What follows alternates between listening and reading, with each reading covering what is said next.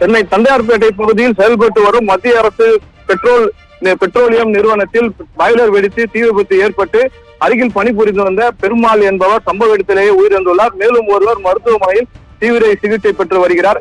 Chennai Tondiarpet IOC பகுதியில் மத்திய அரசு சொந்தமான ஐஓசி இந்தியன் ஆயில் கார்பரேஷன் நிறுவனத்தில் சொந்தமான நிறுவனம் செயல்பட்டு வருகிறது. இந்த நிறுவனத்தில் பெட்ரோலியம் ஆயில் பிரிக்கும் மூலப்பொருட்கள் பகுதியில் செயல்படக்கூடிய பாய்லர் ஒன்று எதிர்பாராத விதமாக வெடித்ததால் பெரும் தீ விபத்து ஏற்பட்டது.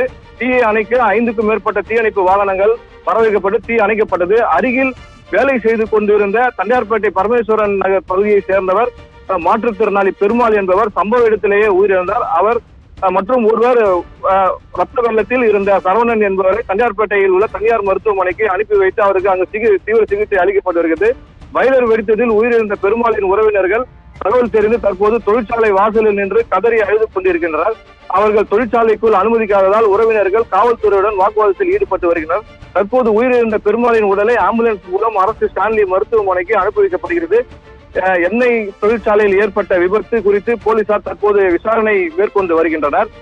தொழிற்சாலையில் பாய்லர் வெடிக்கும் போது அருகில் இருந்த பரமேஸ்வரன் நகர், நெடுஞ்செழியன் நகர், ராஜீவ்காந்தி நகர், ராஜசேகர் நகர் உள்ளிட்ட பகுதிகளில் பயங்கர சத்தத்துடன் அதிர்வுகள் ஏற்பட்டதாக வீட்டில் இருந்தவர்கள் பதறி அடித்து வெளியே ஓடி வந்ததாக அந்த பகுதி மக்கள் கூறுகின்றனர். மேலும் உடனடியாக தீயை அணைக்கப்பட்டதால் பெரும் உயிர் சேதம், பொருள் சேதம் தவிர்க்கப்பட்டதாக அந்த பகுதி மக்கள் கூறுகின்றனர்.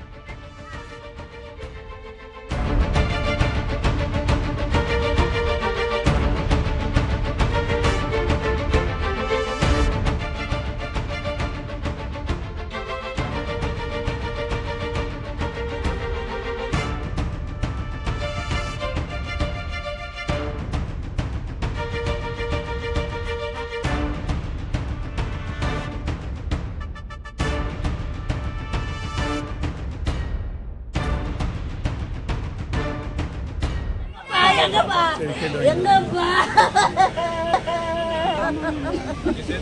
எப்பா எப்பா வெங்கடேஸ்வர் மலை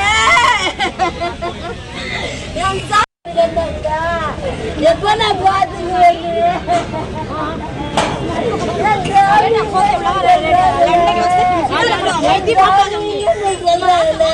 யாருக்கிட்ட